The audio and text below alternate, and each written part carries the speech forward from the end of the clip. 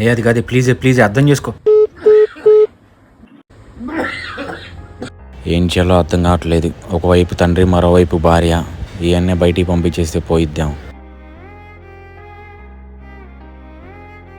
నాన్న, ఏంట్రా? నాన్న, నువ్వు ఇంట్లో ఉంటే నీ కోడలతో టార్చర్ భరించలేకపోతున్నాను. నా మీద నీకు ప్రేమ ఉంటే నిన్ను వృద్ధాశ్రమంలో జాయిన్ చేస్తాను. సర్లేరా, మీ ఇద్దరు సంతోషం ఉండమే నాకు కావాలి. వెలుగు చీకటిలోన తోడై నిలిచే నాన్న, వదిలేసావా నన్నే ఎడబాటునా. కసిరే వేదనలోన మసిలే ధైర్యం లేని పసివాణ్ణేలే ఇంకా ఎదమాటునా. మదిలో ఎంతో దిగులే ఉన్నా నవ్వుతూ నన్నే పెంచా. అయ్యగారు, మీరేంటండి ఇక్కడ ఉన్నారు?